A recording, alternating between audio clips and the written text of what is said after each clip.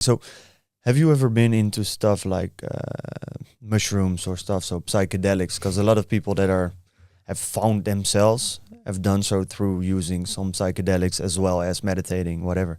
Have you done such things? Many. Many. Yeah. Really? Yeah. Yeah. If you have a sober mind and you're clinically well, I recommend everybody go through a journey of the medicine of mushrooms. Mushrooms? Yes. Did you also try like LSD? I haven't tried anything synthetic. Everything that I've tried comes from the earth. And the reason I'll explain it why, it may sound a little pseudoscience or crazy, but the mycelium network, right, the network of the mushrooms, it carries data and information. It carries information and data on the earth, the history of the earth, the people that have interacted and walked on the earth. It carries data. That's why I use the word data sets. Right? You download data sets from the universe. It comes from the mycelium network. Because sometimes you get an idea, but how do you know? And people are like, oh, I'm a genius. Well, how do you know that that idea is yours? Maybe you're not a genius. Maybe you were in the right place at the right time to capture that idea and that thought. So what the mycelium network does when you consume mushrooms is it gives you access to a different frequency to tap into what? The data sets. And you get downloads of information, right? Like software into your brain that radically change your life. They give you a perspective of reality that you have not experienced. They reroute your neural networks. They teach you how to think differently. This has been proven in science This as has well been proven a lot recently, right? Huberman, Dr. Huberman, he did a podcast on psilocybin. And the issue is, there's a lot of religion attached to not using these things. And I talk to Muslim friends or I talk to Christian friends and I'm like, hey, but you should try it too. I'm like, well, I can't get high. I'm like, okay, perfect. I completely understand. Maybe you can microdose, right? Microdose, because you don't have to be out here blasted, seeing aliens and living in the metaverse to still experience the benefits of medicine, right? Yeah. Because once again, this idea of abusing things can often happen, right? But you can't be afraid of not experiencing life, right? And that's what it goes back to, experiencing life. That doesn't mean go out here and do crack cocaine and do all this crazy shit, right? What it means is you still have to be intelligent and you still have to be sober-minded. And you can microdose. Why? Because psilocybin is known to increase neuroplasticity, right? Which is the creation of new neurons in your brain, which we've heard this thing back in the day. If you got hit in the head, your neurons would die and they would never regrow, right? You would never get more neurons. You would always get stupid. Well, psilocybin has proven that you can actually create neurogenesis, neuroplasticity, and finally creating new neural networks in your pathway on how your brain processes information. When you're on mushrooms, you process information completely different than when you're in this state of mind. So I recommend them. I've done that. I haven't done them in a couple years, but I've had a good time with them. Yeah. They've been cool. Cool. Did you have like a certain kind of purpose with it? A goal? When you were like the first time, no. Yeah. The first time, no. Just The first time, experience it. the first time it was my brother, Mr. Belmar, Nate. He was like, bro, like you have to try this. And I was like, okay, like sounds good. And my epiphany, I'll share it. This is the first time I shared my epiphany. I started crying on my first mushroom trip. And I cried because I felt sorry for people. I felt sorry that people were living sad lives. And that was the entire mushroom trip. That was 8 hours. But I was in that mental loop of sorry for people. I'm like, dude, like most people are sad. Most people are unhappy. Like this sucks. And I could feel for people, right? Because when you're on your phone, you're so self-absorbed. You're so focused on you. I did this mushroom trip. I was like, dude, I feel sorry for people. I feel empathetic.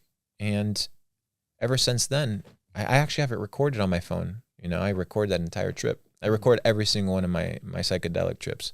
Like just audio or Audio. also? Audio. Okay, audio. I'm not going to record the visual. I'm probably doing some crazy shit.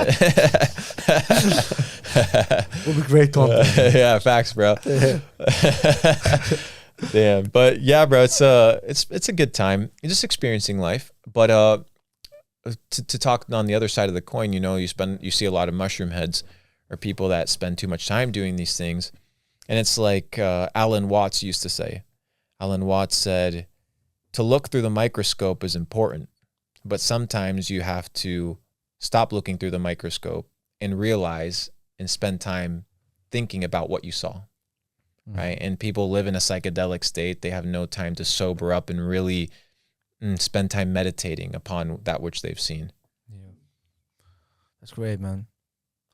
Interesting. I've never done like mushrooms or anything. Well, I've had you're in some- Amsterdam, brother, so Yeah, man. It might be a good city for there's- that. Yeah, I mean, yeah, there's enough opportunities to do so. Yeah. Yeah.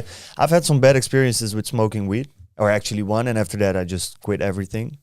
But hearing these things, we've got another friend as well who used to have a company in mushrooms as well, so he really got into it, and he had some of the same very interesting stories as well. Just opening up windows or clearing out windows with visions that he had never had before. So got some great insights.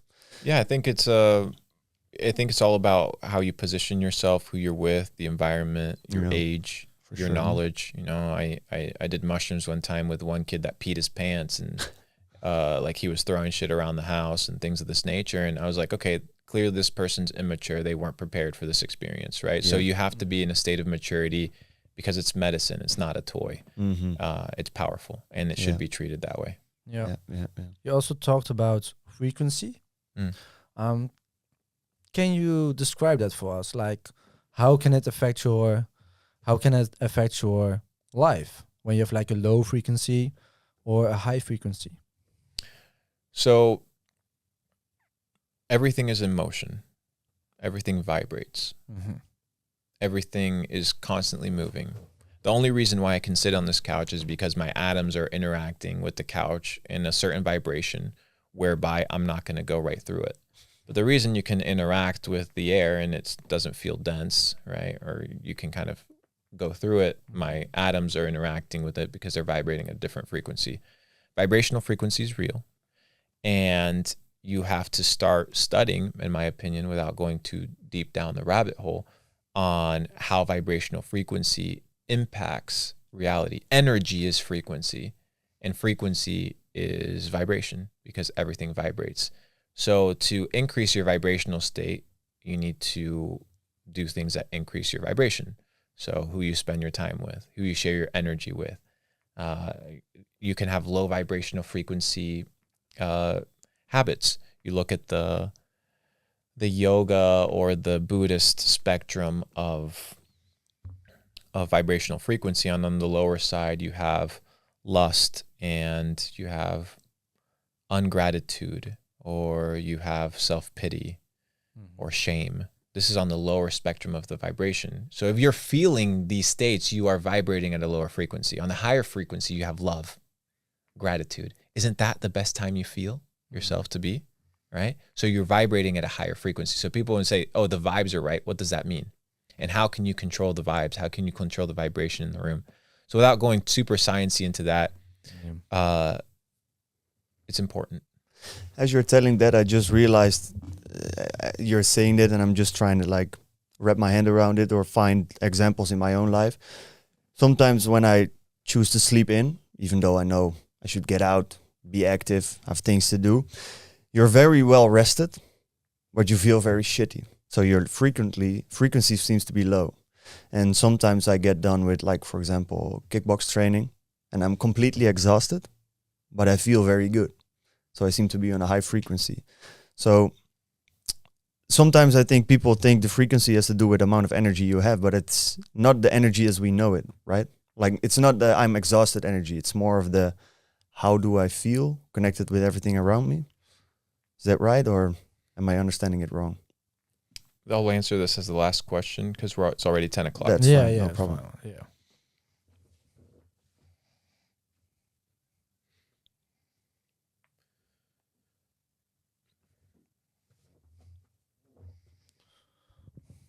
Energy input is extremely important. So what you input as the energy source or as the fuel for your body, right, will dictate the output of that energy. So if you're feeling lethargic, slow, tired, not after a kickboxing workout, but in the morning when you should in fact be feeling rested, there's something in the energy input that is causing that malfunction. Maybe it's the foods that you eat. Maybe it's what you're watching before you go to sleep. Maybe it's the fact that you're on your phone before you go to sleep. Maybe it's the fact that you had a terrible argument before you went to bed. Maybe it's the fact that you went to bed out of schedule, right? So all these things, they are bad energy inputs, low vibrational energy inputs. So the output will be in direct proportion, what? To the input. Mm-hmm. Newton, right? Sir Isaac Newton said it best. He said, for every action, there's an equal and opposite reaction. So you get to control the input.